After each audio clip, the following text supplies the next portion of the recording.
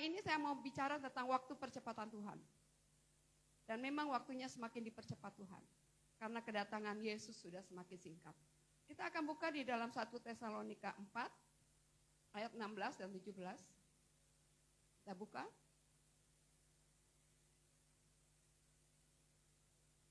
Satu Tesalonika 4.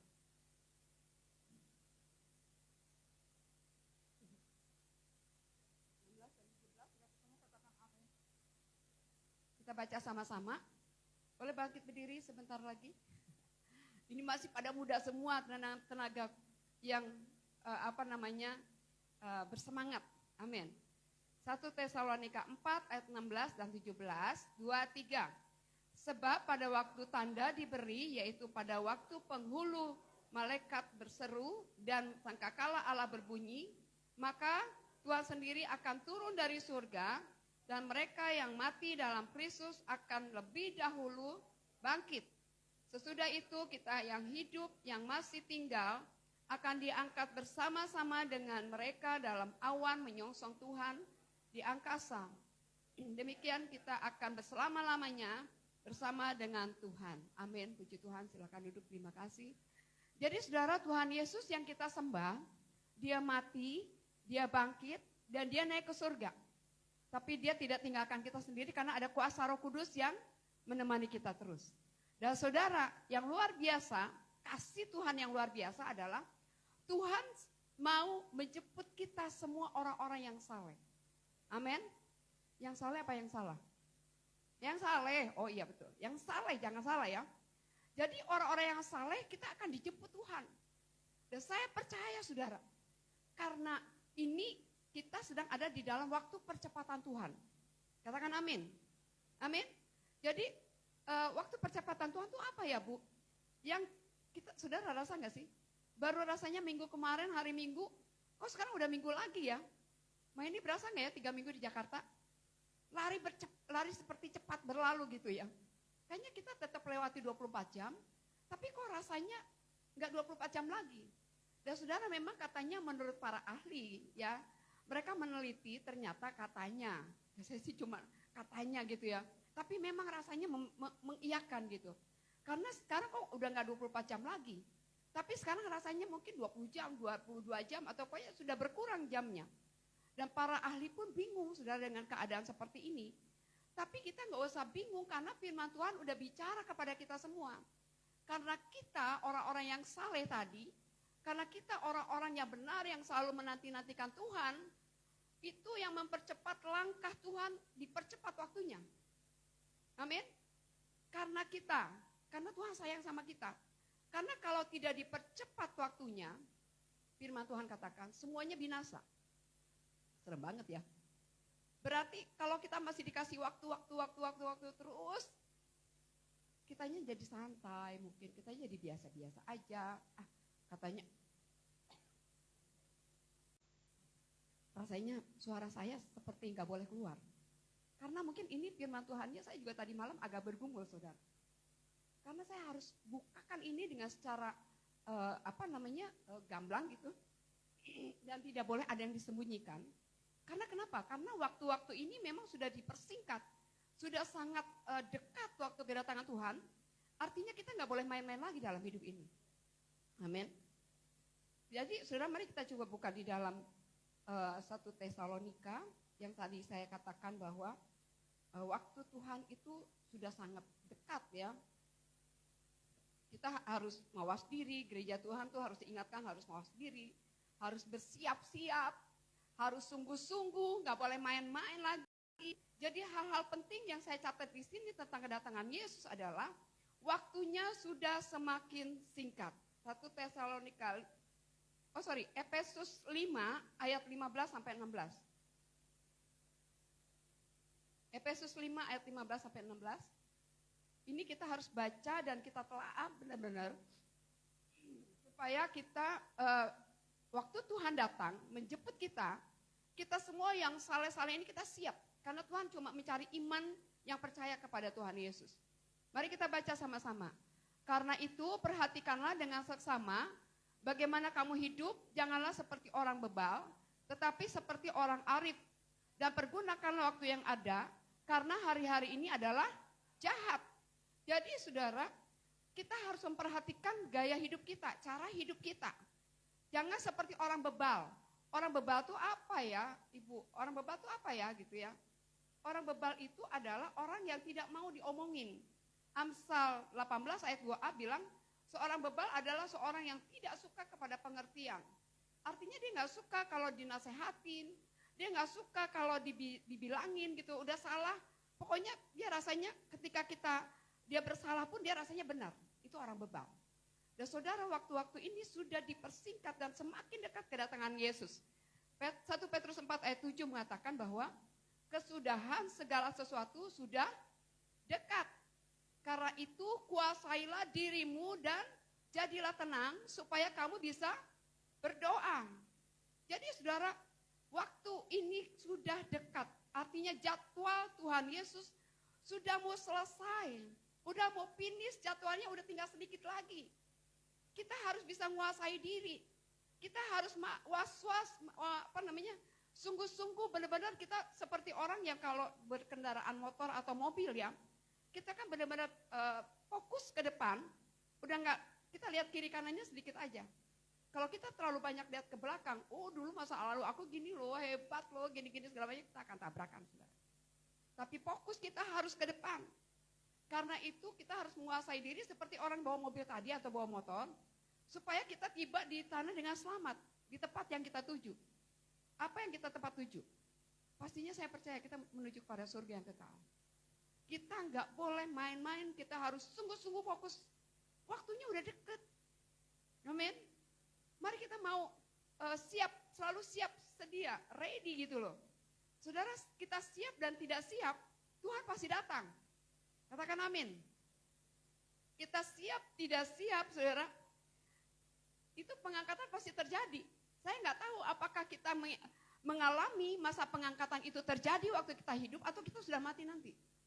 Tapi yang pasti kalaupun kita mati, pastikan bahwa kita mati di dalam Yesus. Amin. Karena kalau kita mati di dalam Yesus, yang pertama kali dibangkitkan tadi apa waktu bunyi sangkakala? Siapa? Orang yang mati di dalam Yesus. Jadi kalau kita dalam keadaan selalu siap sedia kapanpun waktunya, kita nggak tahu waktu kita kapan, saudara. Kita dalam antrian yang sama ini. Kita harus siap. Gak boleh main-main. Gak boleh main-main dengan dosa lagi. Selalu punya hati yang tulus. Katakan hati yang tulus. Tidak punya ada udang di balik bakwan. Enak itu. Tidak ada sesuatu yang kita sembunyikan, tapi kita pura-pura, oh ya apa kabar. Gak gitu lagi, saudara. Tapi kita benar-benar tulus hati melayani sesama kita, ya. Karena itu saudara kita harus berjaga-jaga supaya kita jangan ketinggalan.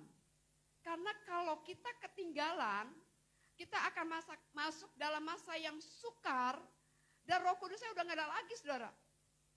Jadi waktu ini sudah sangat singkat. Dan tadi saya bilang bahwa kita kenapa Tuhan mempersingkat waktu? Karena orang-orang yang saleh itu tadi, ya. Jadi kita punya waktunya udah, mari kita mau benar-benar melayani Tuhan dengan kesungguhan hati, kita bahkan full power, bahkan on fire gitu. Kita nggak akan padamkan roh, saudara. Tapi kita akan selalu ada di dalam hadirat Tuhan, walaupun kita dalam pekerjaan-pekerjaan masing-masing ya. Sebagai apapun posisi kita, tapi hati kita tetap sama Tuhan. Amin. Amin, saudara. Jadi orang bebal itu tadi tidak berpengertian. Otaknya tiarap. Orang bebal otaknya tiarap. Saya nggak enak kalau mau bilang bodoh. Tapi begitulah orang bebal. Karena dia nggak dekat Tuhan. Kalau orang dekat Tuhan itu pasti berhikmat. Pasti dia pintar. Pasti dia punya kearifan tadi. Kita harus hidup dengan arif ya. Jadi orang yang berhikmat kita pasti menjadi arif. Dan saudara, kalau kita sering menggali firman Tuhan, ini yang punya anak-anak yang masih sekolah atau masih kecil-kecil, dimulai diajar baca firman Tuhan dari kecil sekarang ini. Kalau memang mereka nggak bisa baca, kayaknya jenuh gitu ya, bacanya tuh dari perjanjian baru dulu. Matius, Markus, Lukas, terus sampai Wahyu. Terus ajar mereka baca Mazmur, Amsal, bolak-balik, saudara. Baru nanti kalau udah mereka beranjak ke remaja, ajar mereka untuk baca Alkitabnya dari mulai Kejadian, terus sampai Maleakhi. Kenapa orang Yahudi pintar? Otak Yahudi itu pintar ya, Pak Kristian. Luar biasa, otak Yahudi itu nggak ada yang nandingi. Kalau kita mungkin Pentiumnya berapa, dia Pentiumnya lebih dari 10 kali. Kenapa? Karena mereka selalu baca firman Tuhan. Diwajibkan baca kitab suci. Ketika mereka menggali firman Tuhan terus, otak mereka menjadi cerdas. Dan saya melihat saudara, anak-anak yang pintar ya, mereka selalu mewajibkan dirinya baca firman Tuhan. Membuat kita berhikmat. Sebenarnya saya menyadari bahwa memang saya juga nggak bisa apa-apa. Untuk khotbah itu saya nggak bisa. Tapi saya percaya karena kuasa Roh Kudus memberikan hikmat kepada saya gitu ya. Saya Tuhan, aku selalu kalau mau khotbah itu, Tuhan saya nggak mampu, saya nggak bisa Tuhan. Tapi Roh Kudus selalu bilang kamu bisa. Karena Tuhan. Jadi semuanya saya kembalikan kepada Tuhan, kemuliaan Tuhan. Dan saya percaya saudara, anak-anak yang rajin baca firman Tuhan, dia seperti Daniel, punya kepintarannya 10 kali lebih pintar dari teman-temannya. Amin, amin. Jadi kita harus kalau binatang-binatang aja tahu loh tanda-tanda zaman. Waktu di Aceh kejadian tsunami, itu binatang-binatang yang punya kaki cepat lari, mereka udah lari ke gunung duluan. Kenapa manusia malah berenang di laut dan mereka tenggelam semuanya? Karena tidak berhikmat. Saudara, padahal binatang itu kan gak punya otak. Mereka punya roh, mereka punya otak. Tapi saudara, mari kita mau benar-benar dekat sama Tuhan hari-hari ini. Poin yang pertama adalah waktunya sudah semakin singkat.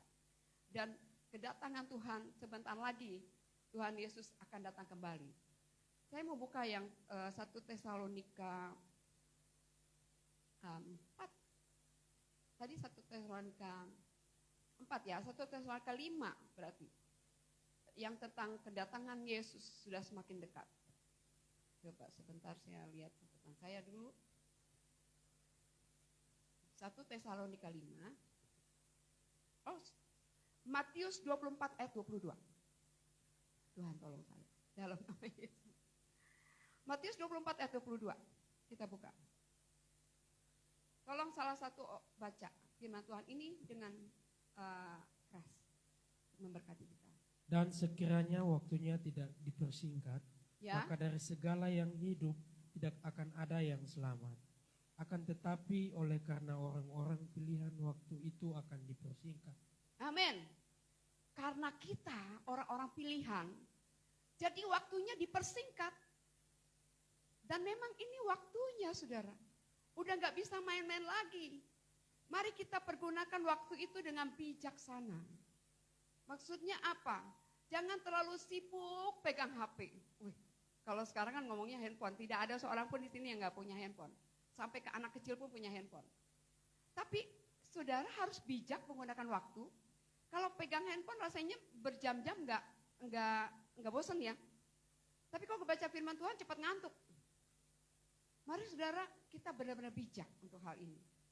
Dan saya percaya saudara kalau kita mau benar-benar menggunakan waktu sebaik mungkin, artinya kita benar-benar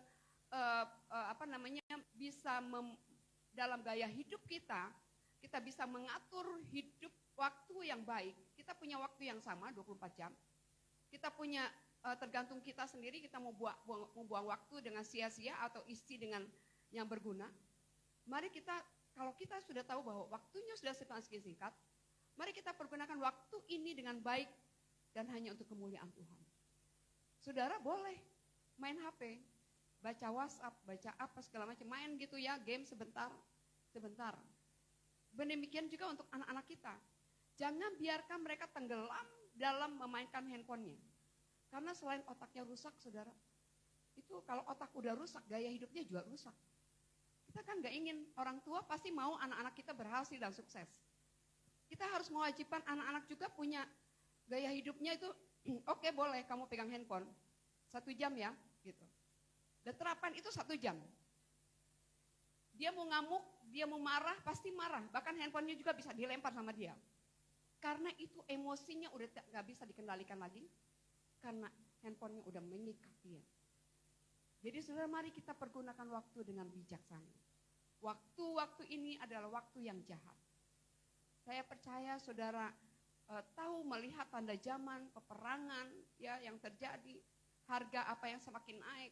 Saya mendengar itu perusahaan-perusahaan besar tutup, artinya bahwa memang kesusahan besar akan sedang menanti kita.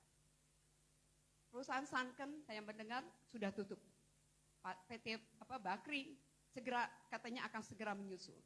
Ribuan orang saudara yang mereka akan kehilangan pekerjaan dan hidup ini semakin susah. Tapi saya tidak menakut-nakuti saudara saat ini. Oh Bu, kalau gitu kalau semakin susah ngapain kita hidup? Kita hidup untuk jadi berkat bagi orang sekitar kita. Ya, amin? Amin. Dalam masa-masa sukar, dalam masa-masa sulit, semakin ada orang-orang yang mungkin mereka berteriak minta tolong, tapi mereka nggak tahu yang nolong siapa. Yang harus bisa nolong itu adalah katakan aku. Orang yang cinta Tuhan. Orang yang saleh itu, yang orang yang menanti-nantikan Tuhan. Saudara, pertolongan kita tuh nggak sekedar duit loh saudara. Nggak cuma harus duit gitu maksudnya. Bisa juga mungkin kata-kata kita memotivasi mereka. Yang tadinya ada banyak sekitar kita yang mau bunuh diri, yang kecewa, yang putus asa. Nggak tahu jalan keluarnya apa. Dan kitalah yang harus bertemu dengan mereka. Untuk jadi alat kemuliaan Tuhan. Kita nggak bisa dengan kekuatan kita. Kita harus pakai kekuatan Tuhan. Ketika kita selalu berseru-seru sama Tuhan, ku terhubung denganmu, selalu melekat di hati Tuhan. Bukan melekat cuma sampai badannya Tuhan, di hati Tuhan. Saya percaya, saudara, dalam masa-masa sukar ini, dalam masa-masa sulit ini, inilah waktunya masa penuaian buat kita semua. Tuhan berikan aku satu jiwa lagi Tuhan. Satu jiwa lagi Tuhan. Satu jiwa lagi Tuhan. Kenapa saya katakan ini saudara? Karena iblis juga sedang bergerak dengan cepat. Dia juga tahu waktunya sudah semakin singkat. Dia sangat gencar untuk mencari orang-orang yang bisa dimakannya. Ditelannya kata firman Tuhan gitu ya. Kenapa ditelannya? Karena dia nggak punya gigi. Jadi saudara jangan takut maksudnya. Kalau gigi kan nanti saudara digigit, habis remuk. Tapi kita cuma ditelan aja, dia mengaum-ngaum di sekitar kita dan cuma ditelan aja. Tapi saudara percaya bahwa orang yang dekat sama Tuhan, kita punya kuasa, kita punya power. Dalam masa-masa yang sulit ini, dalam masa-masa yang sukar ini, orang yang bergantung sama Tuhan, dia akan berdiri tegak. Dan dia akan selalu mengabarkan kabar baik bagi sekelilingnya. Sampai orang melihat ada perbedaan antara orang lain yang kenal Yesus, yang beribadah, yang melayani Tuhan, dan yang tidak mengenal Tuhan. Mereka akan melihat dari wajah kita yang terpancar dengan penuh sukacita. Dan mereka bahkan akan bertanya, apa sih rahasia kamu? Tuhan Yesus. Siapa donatur kamu? Tuhan Yesus. Siapa yang membackup kamu? Kalau lu mau kenal, aku kenalin. Gitu. Dia raja skala raja. Wih, pasti orang mau kenalan sama donatur yang luar biasa, yang sangat kaya. Siapa dia? Kita bisa bilang, Daddy Jesus. Siapa? Daddy Jesus, bukan Daddy Guandis. Daddy Jesus pastinya. Amin. Hal yang pertama itu waktunya sudah semakin singkat. Ya, saudara, mari kita selalu menyenangkan hati Tuhan. Saya percaya, saudara, ketika kita tidak berdaya, Tuhan akan menjadi penolong terus bagi kita semua, kita mendekat sama Tuhan. Yang kedua, bangkitkan kembali kasih yang mula-mula. Wahyu 2 ayat 5. Wahyu 2 ayat 5, kita baca sama-sama. Sebab itu ingatlah betapa dalamnya engkau telah jatuh.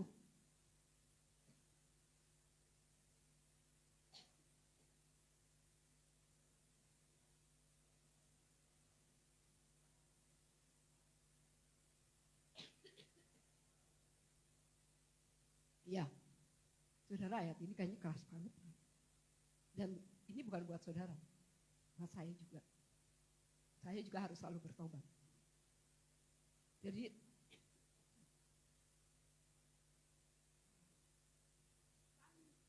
ini secara pribadi ya bagi saya. Biarpun mungkin Ibu Lucy kan pendeta gitu ya. Ibu Lucy kan hamba Tuhan. Hei, hamba Tuhan bisa berdosa enggak?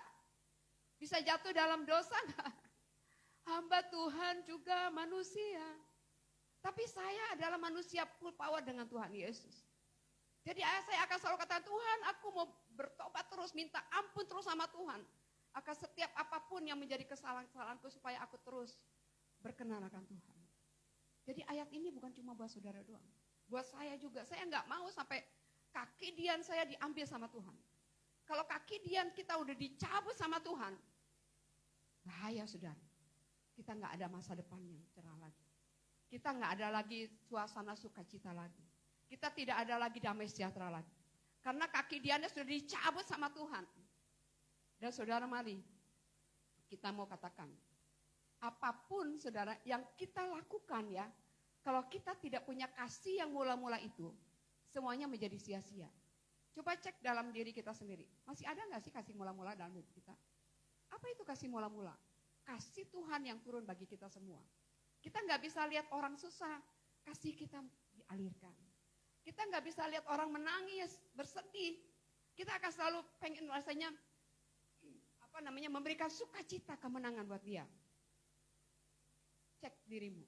Apakah kasih mula-mula itu masih berkobar-kobar di dalam hati kita? Atau sudah mulai memudar? Pasti ada sih Bu, tapi udah mulai agak redup-redup sedikit gitu. Lama-lama bisa habis saudara. Jadi kita harus kobarkan terus kasih yang mula-mula bagi kemuliaan Tuhan. Amin. Jangan biarkan dirimu terlena nyaman. Karena aku sudah di posisi yang enak kok. Ngapain sih kita mau susah-susah untuk nolong orang? Ngapain saya punya kasih yang mula-mula lagi? Hidup kita bagi Tuhan. Bagi kemuliaan Tuhan. Hidup kita tidak mau sia-sia. Amin. Tapi hidup kita mau berguna bagi kemuliaan Tuhan. Ya saudara.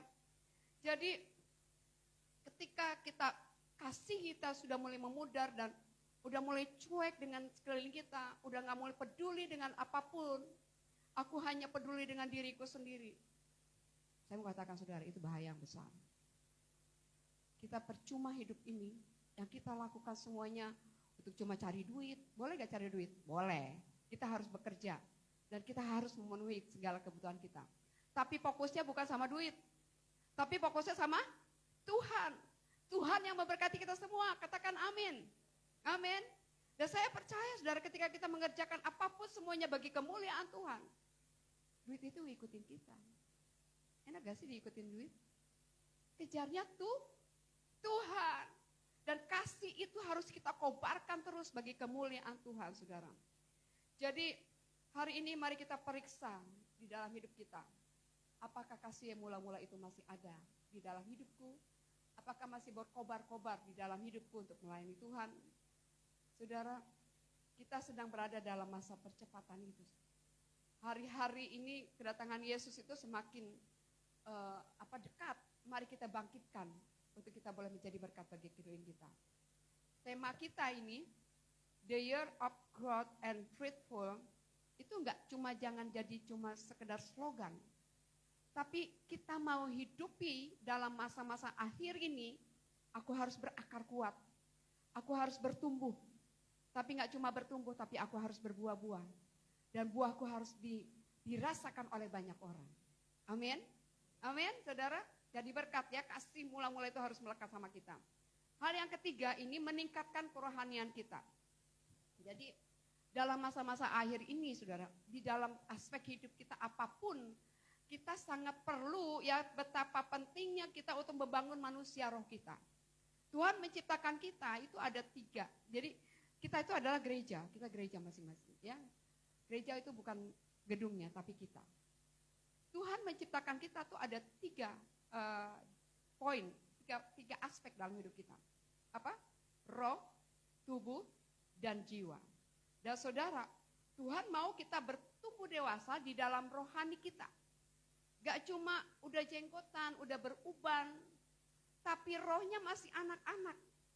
Kita harus seimbang semuanya itu, tubuh, roh, dan jiwa ini harus seimbang saudara. Ya, kalau ada anak-anak yang dilahirkan, senang sih punya anak. Bentar lagi ibu melahirkan ya. Saya paling senang kalau ada baby nanti wanginya wangi bayi. Senang cilup terus ketawa, dia juga wangi. Beda sama orang gede, aduh cepet sikat gigi dulu. Tapi kalau mulut bayi tuh gitu.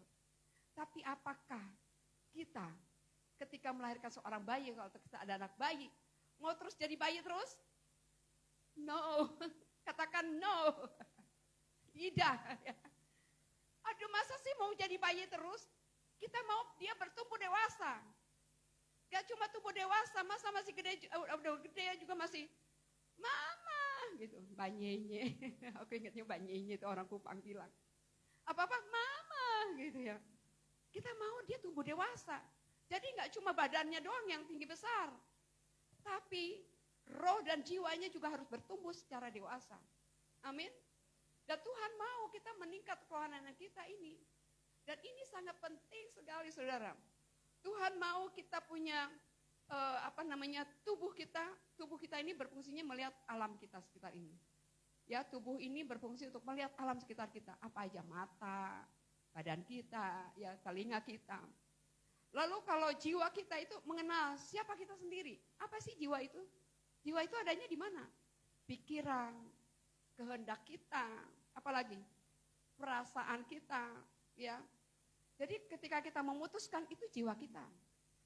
Ketika kalau roh itu apa ya? Roh itu berfungsi untuk mengenal Allah. Jadi kalau kita tidak seimbang tubuh, roh dan jiwa, tubuhnya kita bisa di tempat ini semuanya udah pada dewasa beribadah kepada Tuhan. Tapi bisa aja rohnya itu masih kerdil. Bahkan mungkin mati. Jadi kita semua zombie gitu, enggak. Di sini pasti rohnya hidup semua. Gimana caranya kita mau menghidupkan roh kita? Tubuh kita harus dikasih makan. Kalau tubuhnya sakit atau tubuhnya dikasih makan sebulan sekali, kira-kira gimana Pak Dokter? Kalau tubuh dikasih makan sebulan sekali? Atau seminggu sekali deh, jangan sebulan sekali. Seminggu sekali bisa kita kasih makan tubuh? Dokternya menggeleng-geleng kepala. Dia pasti menjerit, lapar. Itu tubuh yang sehat. Ini saya lagi bicara tentang gereja yang sehat juga, saudara. Jadi artinya ketika tubuh kita berteriak lapar itu sehat. Tapi kalau kita cuma kasih makannya seminggu sekali, dengar seminggu sekali ya kamu makannya, gak sempat, gak ada lagi, dana terbatas. Wih, bisa aja begitu ya. Kasih makan seminggu sekali. Tubuhnya sakit, bahkan mungkin dia bisa dead by. Dan saudara, coba cek roh kita. Roh kita dikasih makannya sama apa? Kan roh kita untuk berjumpa dengan Allah. Jadi roh kita harus diisi dengan hal yang kerohanian. Apa itu? Baca Alkitab setiap hari. Kalau makan aja setiap hari, badannya nagih, rohmu nagih nggak untuk baca firman Tuhan? Cek semua. Kalau rohmu nggak nagih untuk baca firman Tuhan, artinya rohmu sedang mati, sekarat. Kalau roh kita udah sakit, saudara, nggak mau makan. Waktu Billy masih kecil nih susah makan dia, tapi badannya gede ya, puji Tuhan. Susah makan sama ini apa tadi? Waktu Billy waktu kecil, mungkin saya pernah bicara juga seperti ini ya di sini. Waktu anak-anak saya masih kecil susah makan, saya bilang gini, ciluk gitu. Terus apa? Bah gitu kan, dia ketawa, blep masuk. Sekali lagi ciluk, bah, blep lagi masuk. Dipaksa makan. Supaya dia bertumbuh sehat. Supaya tubuhnya baik. Tapi saya juga nggak mau kalau kita semua nggak cuma tubuhnya yang sehat. Roh kita harus sehat juga. Artinya kita harus paksa. Malas mama. Capek. Pulang kerja, aduh udah nggak sempat lagi baca firman Tuhan. Rohmu merana kalau cuma seminggu sekali dikasih makannya. Rohmu nangis. Kalau cuma seminggu sekali, ya udah cuma duduk dengar firman Tuhan di sini 2 jam. Firman Tuhannya nggak sampai 1 jam lah ya. Semoga saya khotbah saya nggak sampai 1 jam. Seminggu sekali isi firman Tuhan dengan dengar khotbah doang, rohmu merana, nangis, meronta. Terus lama-lama dia apa? Sakit, rohmu sakit. Terus lama-lama mati. Kalau roh udah mati, kita bisa melayani Tuhan. Saya bisa di sini khotbah begini, tapi roh saya mati bisa. Cuma ngomong doang. Para pelayan Tuhan di sini bisa main musik dengan hebat. Itu juga ya, WL juga sampai lompat-lompat, segala macam, singer juga gitu sebenarnya. Tubuhnya hebat, tapi rohnya mati. Cuma sekedar casing doang. Dan itu tidak berkenan buat Tuhan. Dan saya minta maaf buat saudara-saudara semua yang melayani Tuhan di tempat ini. Ya, saya harus bicara. Jangan cuma sekedar live show. Tapi kita harus, kalau kita rasanya sekarang, oh saya sekarang melayaninya seperti itu ya. Oh saya rasanya sekarang melayaninya pakai kekuatan sendiri ya. Bisa sih, bisa gitu. Tapi kita tidak akan maksimal untuk kemuliaan Tuhan. Apa yang kita lakukan ini sia-sia ya. Selalu gunakan lututmu untuk berdoa sama Tuhan. Minta Tuhan, perbaharui rohku Tuhan. Aku gak mau Tuhan hanya sekedar melayani Tuhan dan cuma dilihat orang banyak. Ih kamu hebat ya, kamu pintar ya. Sorry, tidak berkenan di hadapan Tuhan. Tuhan bilang, aku gak kenal kamu. Tuhan, aku udah loh lakukan mujizat Tuhan. Ini sembuh loh Tuhan. Yang buta melihat, yang lumpuh berjalan. Apa lagi? Yang miskin jadi kaya. Gitu ya. Semuanya udah dijamah Tuhan. Dengan lewat saya loh Tuhan. Tuhan bilang, siapa kamu? Aku gak kenal sama kamu. Sia-sia semuanya. Jadi mari saudara, ketika kita mau melayani Tuhan atau apapun juga, roh kita harus full, roh kita harus hidup, roh kita jangan merana, isi rohmu dengan firman Tuhan. Amin, amin saudara. Dan saya percaya saudara, bahwa Tuhan senang dengan segala apa yang kita lakukan untuk kemuliaan Tuhan. Tapi kembali lagi, kalau cuma casting, cuma mau dilihat orang banyak, cuma mau lihat kelihatan hebat, sorry. Gak ada tempat di depan Bapa, tidak berkenan. Ya saudara, waktu saya mau ke Kupang ini, Mah ini dipesenin Pak Dedi ya. Mah ini bilang apa Pak Dedi bilang? Mah ini pesen ya, jaga mama jangan sampai kurus. Mama ini udah kurus banget. Tapi ini mama kalau di Jakarta badannya gemuk, katanya gitu. Terus saudara, dan ini saudara, itu kalau kita timbang, kita sering timbang-timbang badan gitu ya. Dan ternyata Bapak di surga juga punya timbangan loh. Timbangannya tapi bukan buat berat badan, tapi seberapa berat rohmu di hadapan Tuhan. Ada seorang raja di Alkitab, Raja Belshazzar dari Babilonia. Dia itu lagi ngadain pesta yang besar, dia seorang kaya, seorang yang hebat, raja. Bikin pesta. Lalu pestanya apa? Diambil perkakas-perkakas semua dari bait Allah. Wih hebat ya. Semuanya menikmati, wah ketawa-ketawa, menari-nari mungkin. Wah, pocu-pocu. Mereka lagi senang-senang gitu. Lalu tiba-tiba raja ini terkejut saudara. Karena apa? Karena ada jari menulis di dinding. Tulisannya apa? Mene, tekal ufarsin. Itu artinya apa ya? Tuhan bilang, timbangan rohmu gak mencapai. Timbangan rohmu sangat ringan. Gak ada beratnya timbangan rohmu. Aku akan cabut engkau dan kembali ke Bapak mati gitu saudara. Sia-sia. Dia mungkin bisa seorang yang hebat. Dia mungkin bisa seorang yang dahsyat gitu kelihatannya orang ya, kaya. Tapi kalau Tuhan bicara itu buat kita, tiba-tiba di dinding ada tulisan jari. Mene tekal ufarsin. Timbangan kamu terlalu ringan. Ketika kalau Tuhan sekarang datang bawa timbangan di sini, kita timbang masing-masing semua di sini. Apakah roh kita udah berat belum? Roh kita harus berat, katakan amin. Gimana caranya supaya rohnya berat? Perdalam dalam rohani. Lebih banyak baca firman Tuhan. Lebih banyak bersekutu sama Tuhan. Bu, aku kerja, Bu. Saya ini kerja loh, Bu, capek. Saudara, Tuhan kasih tempatkan kita dimanapun kita ada, itu ada tujuannya. Untuk engkau menjadi berkat di mana posisimu berada. Tapi kalau rohmu full, saudara, Engkau akan melayani Tuhan dimanapun Tuhan tempatkan engkau. Bukan cuma di depan mimbar ini melayani Tuhan. Tuhan katakan harus pergi dan jadi berkat. Jadikan semua muridku dan baptislah mereka di dalam nama Bapa, Anak, dan Roh Kudus. Gak cuma di mimbar, justru ketemu dengan orang banyak. Orang yang membutuhkan Tuhan. Saudara, Tuhannya gak ada, Bu, di surga. Katakan akulah. Akulah yang akan jadi berkat di sana. Ibu Teresa bilang gini, Yesus gak ada lagi di bumi ini. Gak ada kakinya lagi di bumi ini. Kaki tangannya gak ada lagi. Tapi Yesus memakai kaki tangan kita untuk jadi alat pemuliaan Tuhan. Amin. Mari saudara, roh kita harus penuh dengan kuasa Tuhan. Mari kita mau selalu rindu akan kuasa Tuhan. Sekali lagi hari-hari ini hari-hari yang jahat. Ya, jangan pernah kita tidak pernah membaca firman Tuhan.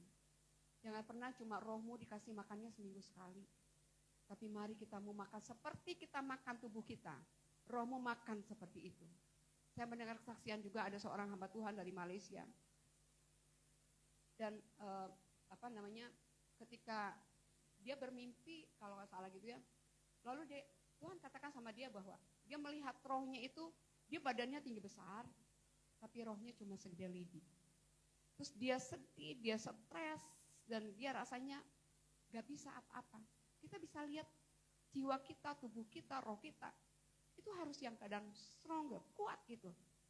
Ketika dia begitu saudara, lalu dia memutuskan diri untuk dia harus sabatikal. Sabatikal itu artinya dia mundur ke dulu jadi pelayanan, terus dia cuma baca firman Tuhan. Dia cuma berdoa, baca firman Tuhan, berdoa. Dan sampai dia merasakan bahwa dia bertobat dari segala apa yang dia sudah lakukan, kesalahan-kesalahannya. Sampai dia rasa rohnya gemuk. Saudara-saudara, rasa rohnya gemuk. Badan saya mungkin kurus. Tapi saya akan selalu bilang, saya kalau baca firman Tuhan, roh saya masih lapar. Roh saya masih lapar, ayo baca lagi. Roh saya masih lapar, baca lagi. Kita harus punya kehausan akan itu, saudara. Terus kalau jiwa isinya apa ya, jiwa? Jiwa diisinya untuk kita bertumbuh jiwa. Kalau kita punya anak, itu harus lewat pendidikan. Lewat apa lagi? Hiburan, tapi jangan terlalu banyak hiburannya, saudara. Healing gitu boleh. Tapi jangan terlalu banyak. Jadi kita harus seimbang hidup ini. Sampai kita merasakan bahwa roh, tubuh, dan jiwa kita sehat, kuat di hadapan Tuhan. Maka kita layak untuk masuk dalam kerajaan surga. Saudara, ya. Dan saya percaya, saudara, Tuhan Yesus sangat senang ketika dalam masa-masa akhir ini, kita semuanya giat melayani Tuhan. Ada yang mau daftar untuk melayani Tuhan, segera daftarkan ke Ibu Heni. Gak ada lagi yang cuma datang, duduk, pulang. Tapi kita katakan, Bu, aku tak bisa, gak bisa apa-apa, Bu. Saudara bisa berdoa dan mendoakan untuk pelayanan-pelayanan ini. Amin. Untuk kita semua bergerak mencari kemauan Tuhan, kehendak Tuhan dalam hidup kita. Jadi saudara, mari kita mau ramai-ramai bertobat. Sekali lagi, firman Tuhan ini bukan cuma buat saudara, tapi buat saya juga. Untuk saya juga harus bertobat, ya. Dan saya percaya saudara, di hari-hari terakhir ini, kita akan dipakai Tuhan dengan power yang dari Tuhan.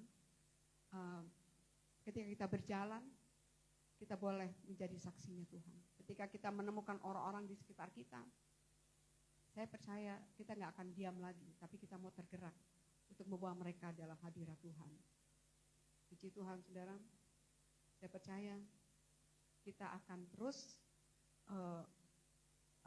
semakin bergantung, semakin berharap akan Tuhan. Kalau kita berjalan, kalau saya seringkali sekarang suka pakai GPS. Apa itu GPS? Global Positioning System. Ya. Siapa yang suka pakai GPS? Katanya ada yang bilang juga GPS itu goblok pasti sampai. Enggak, itu kata-kata kasar. Saya nggak suka sebenarnya ngomong gitu. Tapi yang harus kita pakai adalah GPS, God Positioning System. Apapun fokusnya Tuhan, apapun yang kita lakukan selalu Tuhan. Saya percaya saudara nggak akan lewatkan hari-hari lagi tanpa baca firman Tuhan.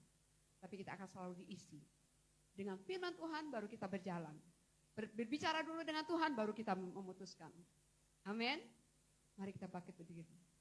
Kita mau katakan bahwa hari-hari ini adalah hari-hari yang jahat. Dan saya mau saudara kita mau bangkit semuanya. Tidak ada yang ketinggalan satupun juga, tapi kita mau bergerak bagi kemuliaan Tuhan. Kita tidak diam lagi, kita nggak cuek lagi. Tapi kita mau punya kerinduan untuk selalu menyenangkan hati Bapa di surga. Hati Tuhan Yesus. Dan kita sangat bersyukur karena kita boleh dipilih Tuhan. Pilih Tuhan itu enggak sembarangan loh saudara. Ketika kita dipilih itu kita benar-benar diambil dari berbagai macam orang. Dan kita adalah pilihan-pilihan Tuhan. Dan kita harus selalu siap untuk memuliakan nama Tuhan. Haleluya.